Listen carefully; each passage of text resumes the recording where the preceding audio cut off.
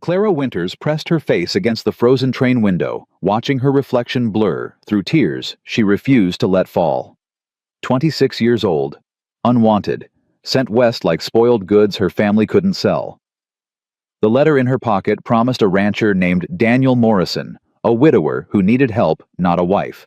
She'd answered it herself, desperate, lying about everything except one truth: she had nowhere else to go. The train whistle screamed. Colorado Territory waited. And Clara had stopped believing in second chances.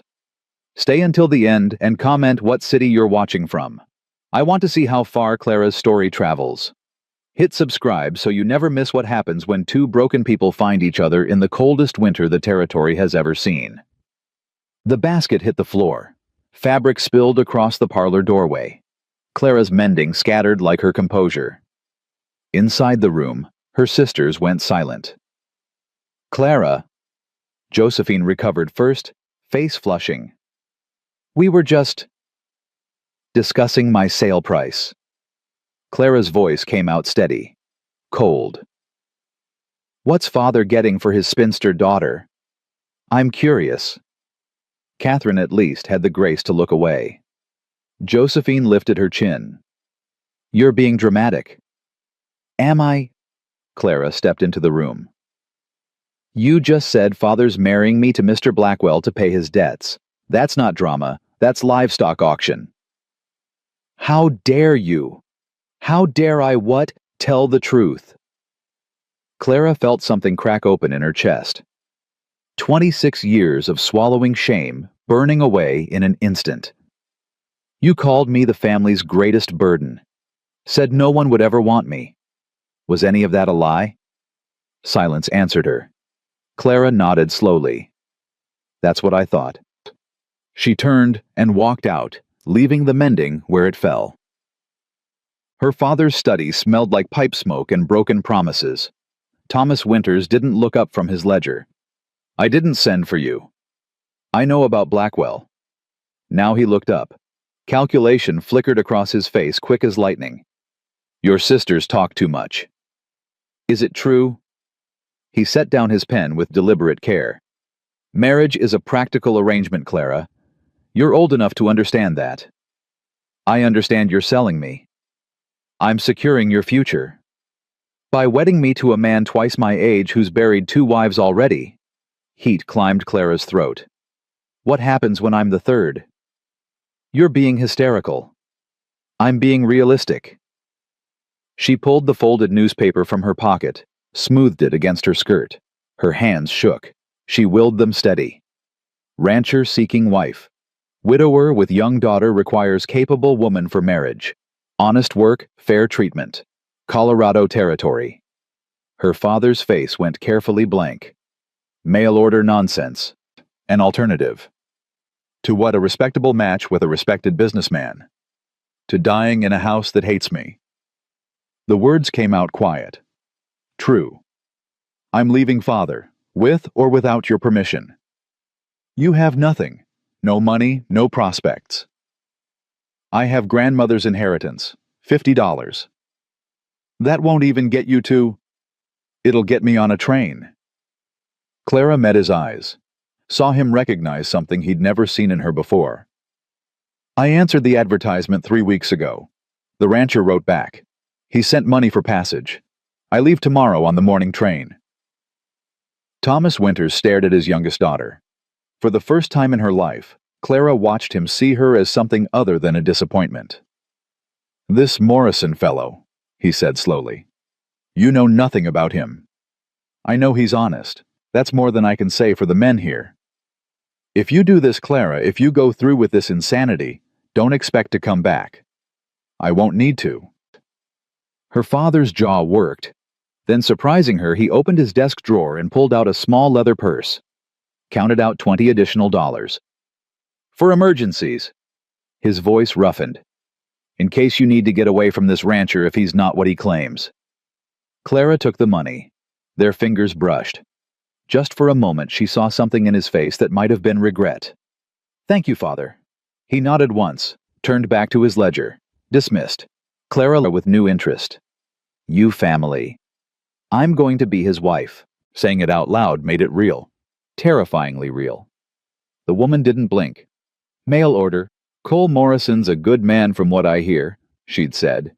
"Fair, honest, lost his wife few years back. Probably lonely as hell up there with just a kid. He has a daughter.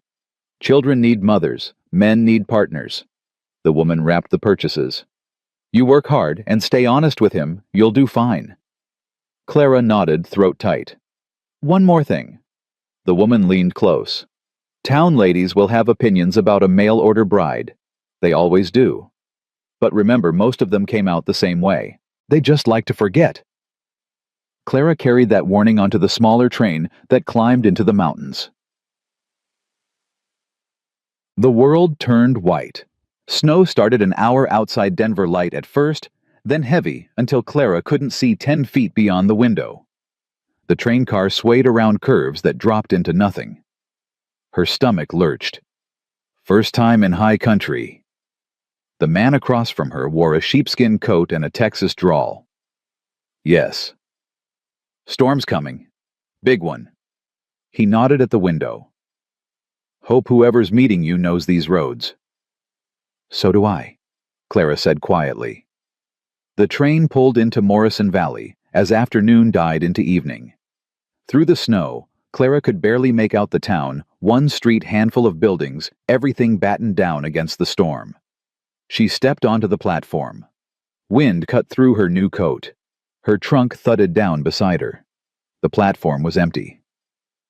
"You being met, miss..." The station master was grizzled-bearded with ice. "I'm supposed to be. Mr. Morrison, from Morrison Valley Ranch." "Cole Morrison. He'll be along. Ranch is an hour out. Storm probably slowed him." The man squinted at the darkening sky. "You're his new bride, I take it." Word traveled fast. Clara nodded. "Well, welcome to Morrison Valley. Coffee's inside if you want it." Clara waited. An hour passed. Then another. Through the frosted window she watched the town's shut-down lights winking out streets emptying. Even the saloon went quiet. The station master dozed by the stove. And Clara stood at the window watching snow bury the world, wondering if Daniel Morrison had changed his mind. Then she saw movement. A wagon emerged from the white curtain of falling snow. 2 massive horses. A driver hunched against the weather. The wagon stopped. The driver climbed down stiff and ice-crusted. Clara's heart hammered. The door swung open. Cold air rushed in. And with it, the man she was going to marry. Tall, taller than she'd expected. Broad shoulders. Hands that looked like they could break things or build them. His face was all hard angles and weathered skin beard frozen with ice. Dark eyes narrowed against the wind. He looked like a man the frontier had marked but hadn't broken. His gaze found her. Held. For 3 heartbeats they just stared at each other across the small office. Then he pulled off his hat. "Miss Winters." His voice was deep in his chest. The wagon pulled up just as the door flew open. A small figure burst out into the snow. "Papa! Papa, you're home!" The child wore a coat too big for her dark braids flying. She launched herself at Cole as he climbed down, and he caught her easily, swung her up, despite obvious exhaustion. "Told you I'd be back, Emma girl." "I was worried Hank said the storm was bad, and you might..." Emma stopped. Her eyes went wide. "Is that her? Is that Miss Clara?" "It is." Cole set her down gently. "Mind your manners." Emma went very straight, very solemn. "Hello, Miss Clara. I'm Emma Morrison. I'm 6 years old, and I'm very pleased to meet you." The formal greeting so carefully practiced made Clara's throat ache. "Hello, Emma. I'm very pleased to meet you, too." "Are you really going to be my new mama?" Clara glanced at Cole. He nodded slightly. "Yes, if that's all right with you." Emma's face split into a grin. "I've been waiting forever." Another figure appeared in the doorway, weathered man, iron gray hair. "About damn time, boss." His eyes found Clara. "Ma'am, Hank Cooper Foreman. Welcome to Morrison Valley Ranch." "Clara Winters." "Not for long." Hank grinned. When's the wedding? Cole hoisted Clara's trunk. Tomorrow. Pastor's riding out at dawn. Tomorrow. Clara's voice cracked. No point waiting. Storm breaks tonight. If we don't do it tomorrow, might be another week. He started for the house. Come on, you must be something about a princess and a dragon. His deep voice rumbled through the floorboards gentle, in a way she wouldn't have expected. Hank poured 2 cups of coffee, handed one to Clara. You're good with her. She's easy to be good with. Maybe. But you'd be surprised how many women can't handle children that aren't theirs. Hank settled into a chair by the fire. Rebecca couldn't. Emma was just a baby crying all the time. Rebecca couldn't cope. That's when things started going bad between her and the boss. Clara wrapped her hands around the cup. He said she hated it here. She hated everything by the end. The isolation, the work, him. Hank stared into the fire. She got sick, and instead of fighting, she just gave up. Like she was relieved to have an excuse to quit. That must have been hard on him. Near broke him. Not her dying, though that was bad enough. But knowing she hated him. That he'd made her miserable. Hank looked at Clara directly. That's why he advertised for a wife instead of courting someone local. Didn't want anyone who'd expect romance or happiness. Just wanted honest work. I can give him that. Can you? Hank's gaze was sharp. Because working a ranch isn't like working in town. It's dawn to dusk 7 days a week. It's cold and dirt, and sometimes things die and there's nothing you can do about it. It's lonely. It's hard. I'm not afraid of hard work. That's what Rebecca said too. The words hung between them. A warning. A test. Clara met Hank's eyes. I'm not Rebecca. No, Hank said slowly. I don't think you are. Footsteps on the stairs. Cole appeared looking worn. She's finally asleep. He crossed to the fire, their study, and Mr. Blackwell's wet smile. About 26 years of being the disappointment. She took his arm. I'm sure. They stood before Pastor Michael's. Emma bounced excitedly beside them. Hank shifted his weight hat in his hands. Dearly beloved, the pastor began. Clara barely heard the words. She was too aware of Cole beside her solid, steady reel. His arm under her hand was warm despite the cold house. His breathing was calm. He looked down at her once. Something flickered in his dark eyes. Not love, but maybe the possibility of it someday. Do you, Daniel Cole Morrison, take this woman to be your lawfully wedded wife? I do. No hesitation. Do you, Clara Winters, take this man to be your lawfully wedded husband? This was the moment, the last possible moment to run. Clara looked at Cole, at Emma bouncing beside them, at the house that needed someone to make it a home. I do. Then by the power vested in me, I pronounce you husband and wife. Pastor Michaels smiled. Cole, you may kiss your bride. Cole hesitated. Uncertainty crossed his face, the first real emotion she'd seen from him besides careful control. Then he bent down slowly, giving her time to pull away. She didn't. His lips brushed hers, light, brief, over in a heartbeat. But his hands steadied her shoulders, careful and gentle. And for that one moment, Clara felt seen, chosen. It was enough. Congratulations, the pastor said warmly. May God bless this union. Emma threw her arms around both of them. You're married. You're really married. Does this mean I can call you Mama now? Clara looked down at the child, motherless, hopeful, already trusting. Yes, she said softly. You can call me Mama. Emma beamed. Wolves are thieves. Tracks suggest two-legged. Cole's jaw went hard. Wake Tom and Jesse. Tell them to arm up. We ride in 10 minutes. Clara stood at the window watching shadows lengthen across the snow. Her imagination conjured terrible things: Cole shot, bleeding, dying alone in the snow. Emma orphaned. Clara stranded on a ranch she didn't know how to run. Stop it. Stop thinking like that. She forced herself to move. Started supper. Checked the doors were locked. Built up the fire. Just as full dark settled, she heard horses. Clara ran to the window. 3 riders approached through the dusk. Cole in front, sitting straight in the saddle. Relief flooded through her so powerfully her knees went weak. She had the door open before they reached the porch. Cole dismounted stiffly. Blood stained his sleeve. "You're hurt." "It's nothing." He brushed past her into the house. "Rustlers put up a fight. We got the cattle back." "Let me see your arm." "I said it's nothing." "And I said let me see it." Clara planted herself in front of him. "You can be stubborn after I make sure you're not bleeding to death." Hank chuckled from the doorway. "She's got you there, boss." Cole looked between them. Then, surprising her, he sat down and shrugged out of his coat. The wound was a deep gash along his forearm. Not life-threatening, but not nothing either. "Who bandaged this?" Clara examined it critically. "I did." "You did a terrible job." She fetched water and clean cloth. "Hold still." She worked in silence, cleaning and rebandaging. Cole watched her with an unreadable expression. "You're good at this," he said finally. "I took care of my grandmother when she was dying. Learned basic nursing." Clara tied off the bandage. "This needs to be checked daily. If it shows signs of infection, we'll need a doctor." "There is no doctor. Closest one's in Denver." "Then you'd better not let it get infected." She met his eyes.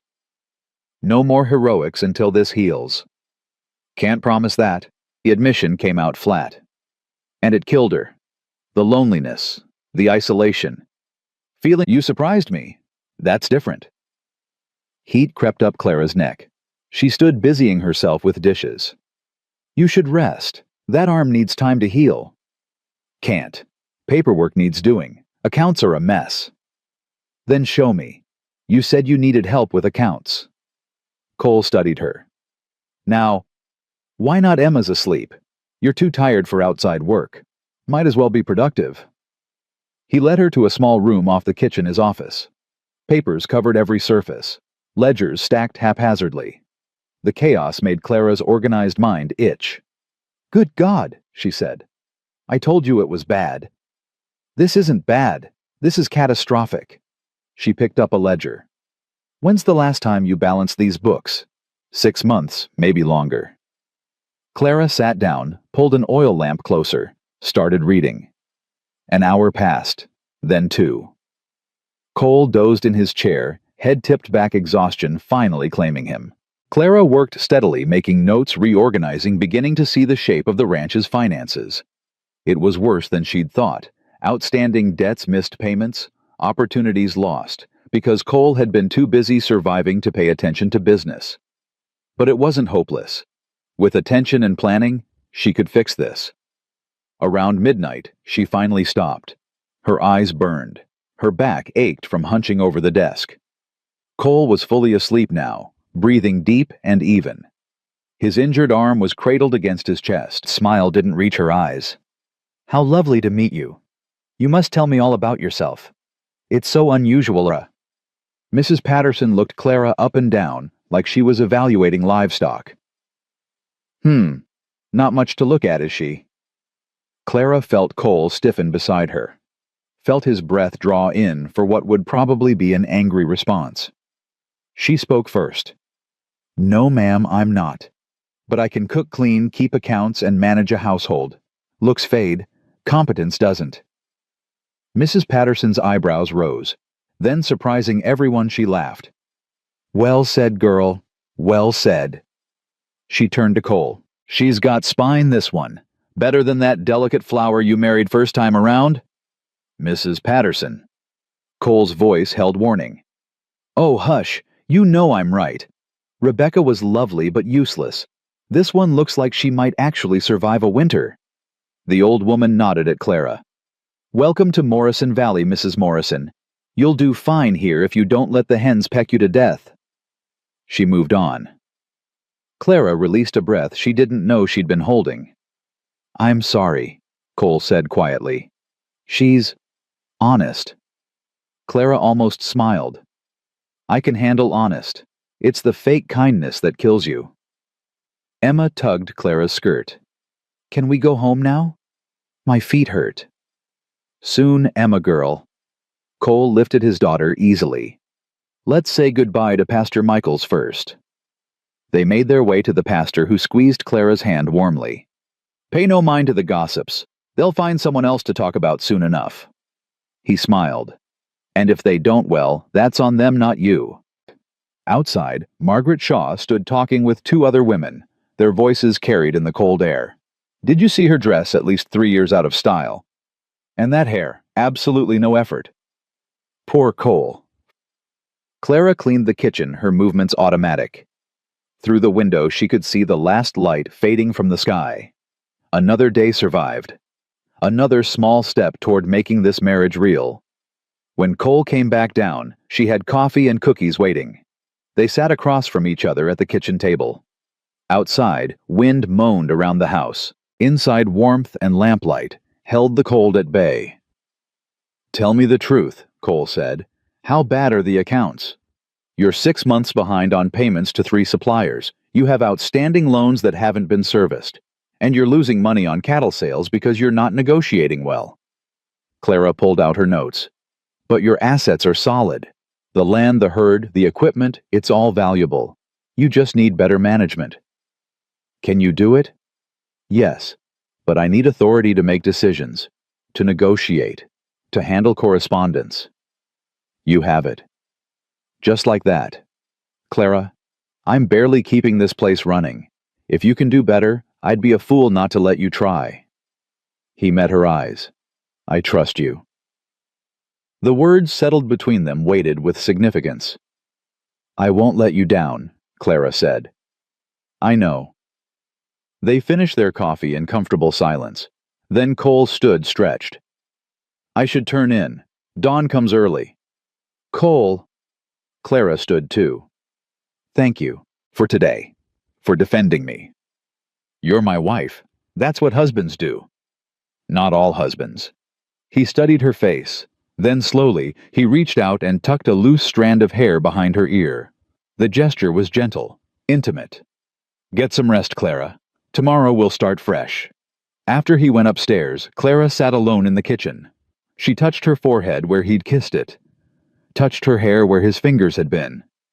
This marriage was supposed to be practical, business. But somewhere between arriving in the storm and standing beside him at church, something had shifted. I heard him and Hank talking. Hank said Mr. Shaw wants to take everything away from us. Emma's lower lip trembled. Are we going to have to leave? Clara pulled. What I want is irrelevant. The bank must protect its interests. Clara pulled papers from her bag. I've reviewed the loan documents. The instability clause requires evidence of financial distress. But the Morrison Ranch is profitable. The cattle operation is sound. There's no legitimate reason to call this loan. Shaw's smile tightened. The ranch has been mismanaged for years. Outstanding debts, missed payments. All current now. I've settled every outstanding account. Clara laid out receipts. And I've secured new contracts for spring cattle sales that will generate revenue well above the loan amount. Spring is months away. The contracts are binding. The buyers have put down deposits. She pushed another paper across the desk. Morrison Valley Ranch is a sound investment, Mr. Shaw. Any court would see that. Shaw's face darkened. Are you threatening legal action? I'm stating facts. If you proceed with this foreclosure, we will contest it. The process will take months. During that time, the property remains with the Morrisons, and you get no interest payments. Clara leaned forward. Or you could accept our counteroffer. What counteroffer? Extend the loan 6 months. We'll pay an additional point of interest. In return, you get guaranteed payment plus profit, and you avoid a costly legal battle you might lose. Shaw laughed. You expect me to believe Cole Morrison came up with this plan? I came up with this plan. Cole married me to manage his business affairs. That's what I'm doing. I don't negotiate with women. Then you're a fool. Clara stood. I'll expect your response by Friday. If I don't receive it, our lawyer will file a contest motion Monday morning. You don't have a lawyer. Don't I? Clara smiled coldly. Good day, Mr. Shaw. She walked out before her knees could give out. In the wagon, Hank was waiting. How'd it go? Ice. It's about people who stick together no matter what. Clara felt tears burn behind her eyes. 3 weeks ago, she'd been a stranger stepping off a train. Now, he smiled. She's 6, not stupid. She knows married people share a bed. Cole, if you're not ready, I understand. We can wait. He touched her face gently. But I want you to know you're wanted here. Really wanted. Not just for cooking or cleaning or managing accounts. You. Clara thought about her old life. About being the unwanted daughter. About all the years of loneliness. Then she thought about this man who'd chosen her. This child who called her mama. This home they were building together. I'm ready, she whispered. Cole's smile was slow and tender. He drew her inside and closed the door. Outside, the storm raged on, but inside, 2 lonely people found warmth in each other, found home, found love in the most unexpected place. And Clara, lying in Cole's arms as dawn approached, finally understood what it meant to belong. She'd been sent west as a joke. Her sisters had meant to humiliate her. Instead, they'd given her everything she'd ever wanted. The irony was perfect. When morning came, Clara woke to find Cole already awake, watching her. Hi, she said shyly. Hi. He kissed her forehead. No regrets. None. You. Not a single one. He pulled her closer. Though we should probably get up before Emma comes looking for us. Probably. Neither of them moved. They lay tangled together, warm and content, until Emma's voice carried down the hall. Papa, Mama, Clara. There's no more money to squeeze out. No more contracts to negotiate. He sank onto a hay bale. Hayes. I should have listened to Shaw. Should have sold when I had the chance. Stop that. Clara sat beside him. We're not giving up. What choice do we have? There's always a choice. She took his hand. Trust me. But that night, lying alone in their bed while Cole stayed with the sick cattle, Clara felt fear claw at her throat. What if there was no solution? What if they really did lose everything? She thought about Emma asking where they'd go if they lost the ranch. About Cole's father building this place from nothing. About 4 months of hard-won belonging potentially ripped away. No. She wouldn't let it happen. Clara rose before dawn and rode into town. She went to every business owner she'd dealt with over the past months. Asked for extensions on payments, begged for advances on contracts. Swallowed her pride and requested help. Some said yes, most said no. By midday, she'd scraped together another $300. Not enough, not nearly enough. She was leaving the mercantile when Margaret Shaw stepped into her path. Clara Morrison, how desperate you must be begging for money all over town. Clara bit back a sharp response. Desperate times call for desperate measures. My father could help you, if you asked nicely. Your father is the reason we're in this position. Margaret's smile was poison sweet. Actually, Cole's mismanagement is the reason. My father just called him on it. She stepped closer. But he might be persuaded to extend the loan again, for the right price. What price? That south section, the one bordering our land. Asking you to be practical. We keep the main ranch, keep our home, keep Emma safe.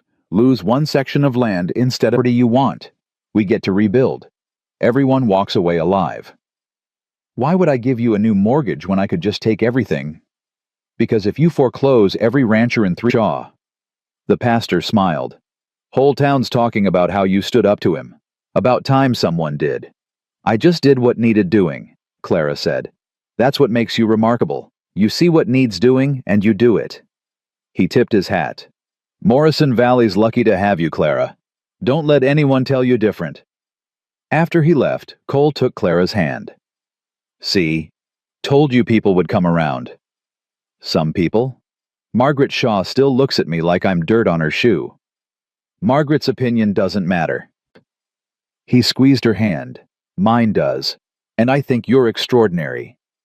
Heat crept up Clara's neck. Even after months of marriage, his compliments still made her blush. They were leaving the mercantile when a commotion erupted down the street. Shouting. The sound of glass breaking. Cole's face went hard. Stay with Emma. Cole. but he was already running toward the noise. Clara grabbed Emma's hand and followed more slowly. A crowd had gathered outside the saloon.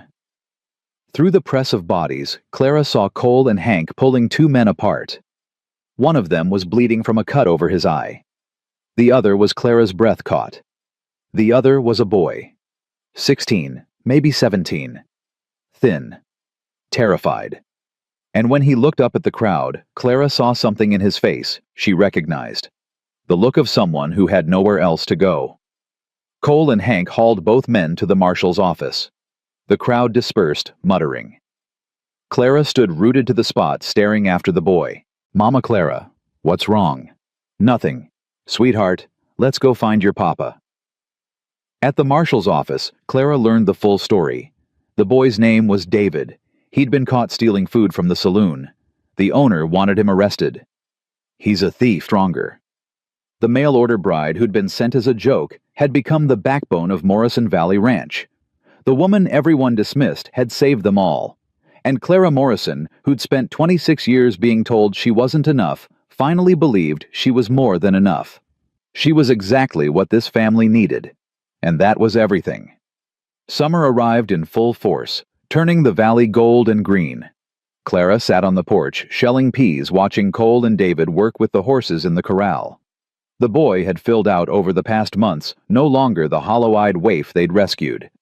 He moved with confidence now, following Cole's instructions, with the eagerness of someone who'd finally found a place to belong. Emma burst through the door, letter in hand. "Mama Clara, mail came. There's one from Pennsylvania." Clara's hands stilled. She'd written to her mother regularly, but replies came rarely. Her sisters never wrote at all. She opened the envelope carefully. Her mother's careful script filled 2 pages. "What does it say?" Emma climbed into Clara's lap, curious. "It says..." Clara scanned the words, hardly believing them. "It says, my sisters want to visit." "Really?" Emma bounced. "Will they be nice?" "I don't know, sweetheart, but they're coming in August." Clara kept reading. Her mother's words grew more urgent toward the end. "Your sisters have changed, Clara. Josephine's husband lost his position. Catherine's engagement ended badly. Margaret is increasingly difficult. They need to see what you've built. They need to understand that worth isn't measured in beauty or social standing. I'm proud of you, my darling girl. Prouder than I ever knew how to say when you were here." Clara folded the letter carefully. The journey east was a blur of trains and uncomfortable seats, and Emma asking endless questions about Pennsylvania and grandparents she'd never met. Clara watched the landscape change through the window. The vast openness of the west giving way to the crowded, cultivated east. It felt like traveling backward through time. When they finally reached her childhood home 5 days later, Clara barely recognized it. The house looked smaller, shabbier. The gardens were overgrown, the paint peeling. Her mother answered the door. Elizabeth Winters had aged years in the months since Clara left. Her face was drawn, her hair more gray than brown. "Clara!" Her mother's voice broke. "Oh, my darling girl!" They held each other on the doorstep. Clara felt like a child again, small and needing comfort. "How is he?" Clara finally asked. "Dying. The doctor says days, maybe a week." Elizabeth pulled back, noticing Cole and Emma for the first time. "And this must be your family." "Mother, this is my husband Cole and our daughter Emma." "Our daughter." Clara saw her mother notice the possessive, saw approval in her eyes. "Come in, please. Your father's been asking for you." Thomas Winters looked like a ghost of himself. His once robust frame had withered. His face was gray, but his eyes were still sharp. "Clara." His voice was barely a whisper. "Father." Clara moved to his bedside. "I came as soon as I got the telegram." "I know. Your mother told me." He gestured weakly toward a chair. "Sit. Let me look at you." Clara sat. Let him study her face. "You look different," he said finally. "Anyone make you small again?"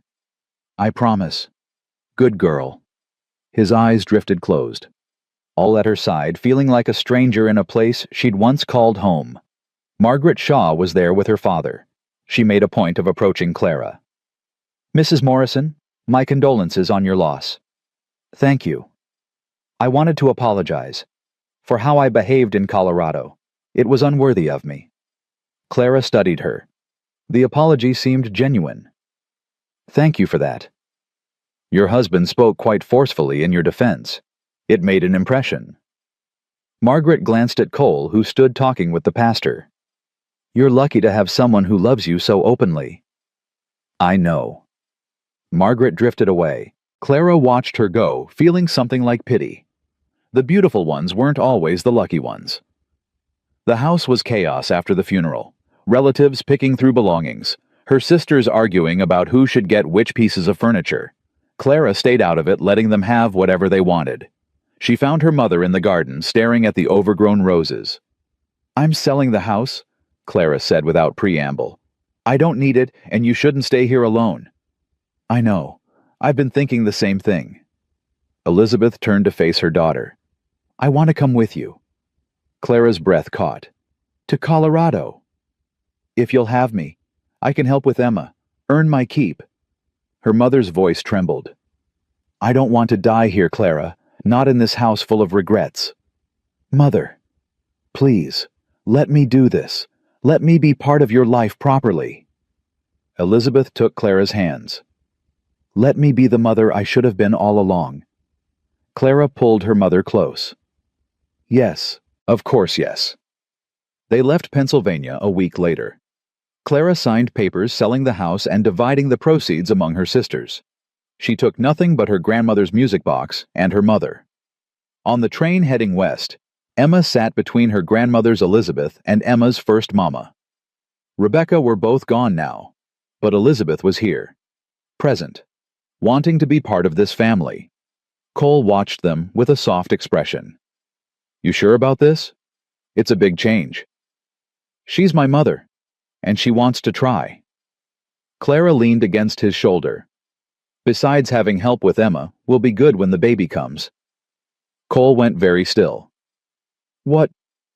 "I'm pregnant. About 3 months along, I think." Clara smiled at his shocked expression. "Surprise?" We're... He couldn't seem to finish a sentence. Then he laughed and pulled her close, kissing her thoroughly despite the other passengers. "When were you going to tell me?" "I just did. I wanted to be sure first." She rested her hand on her still flat stomach. "Are you happy?" "Happy." Cole's voice was thick with emotion. "Clara, I'm terrified and thrilled, and so in love with you, I can barely breathe."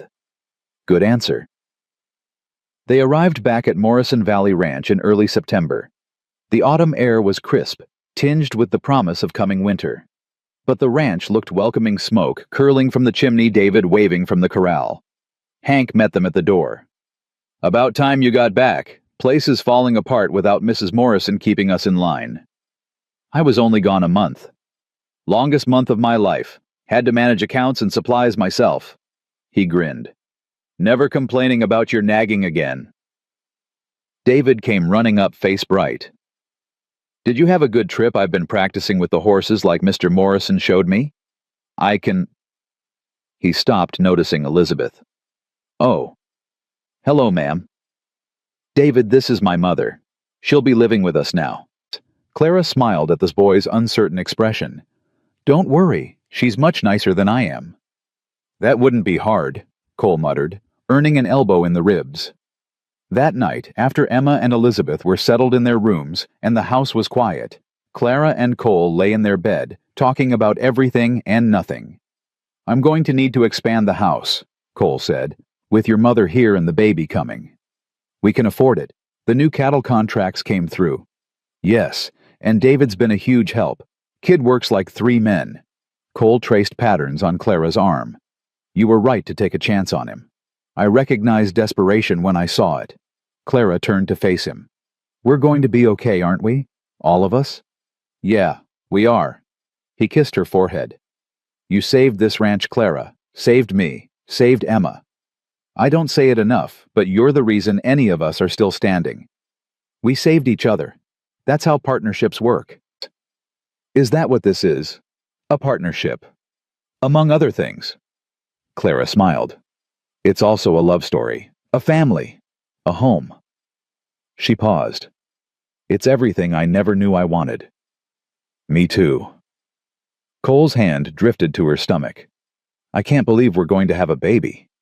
Scared. Terrified, but the good kind. He pulled her close. With you, everything's the good kind of scared. They lay together in the darkness, listening to the house settle around them. Outside, wind whispered through the valley, carrying the promise of winter and renewal. Clara thought about the journey that had brought her here. About being sent west as a joke. About meeting a man who saw her worth when no one else did. About building a family from scratch in the hardest place imaginable. She thought about her father's last words. Keep being strong. Don't let anyone make you small again. She wouldn't. She'd proven that. To her sisters, to Martin Shaw, to everyone who'd ever doubted her. Most importantly, she'd proven it to herself. Clara Winters had been the unwanted daughter, the plain one, the disappointment. But Clara Morrison was fierce and capable, and loved beyond measure. She was a ranch manager and a mother and a wife. She was the heart of Morrison Valley Ranch and the backbone of her family. She was enough, more than enough. And on a cold September night in Colorado Territory, wrapped in her husband's arms, with their child growing inside her, Clara finally understood what her grandmother had tried to tell her all those years ago. Beauty wasn't something you were born with. It was something you became when you stopped hiding and started living. When you stopped apologizing and started claiming your space in the world. When you opened your heart to love and let someone love you back exactly as you were. She was beautiful now, not because her face had changed, but because she'd finally found someone who looked at her and saw everything. The strength and the fear, the courage and the doubt, the ordinary surface and the extraordinary soul beneath. Cole had taken one look at a woman the world called plain and seen his perfect match. And in learning to see herself through his eyes, Clara had discovered the most profound truth of all. She'd always been enough. She'd always been worthy. She'd always been exactly what someone needed somewhere. She just had to find the place where she belonged. And she had.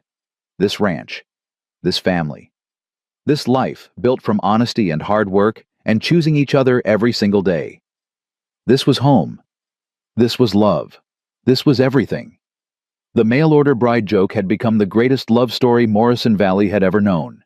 The unwanted daughter had become the woman everyone needed. The practical arrangement had transformed into a partnership so deep and true, it would last generations. Clara Morrison had found her place in the world. And nothing, not gossip, not hardship, not cruel sisters or manipulative bankers, would ever take it away from her again. She was home. She was loved. She was exactly where she belonged. And that was the only truth that mattered.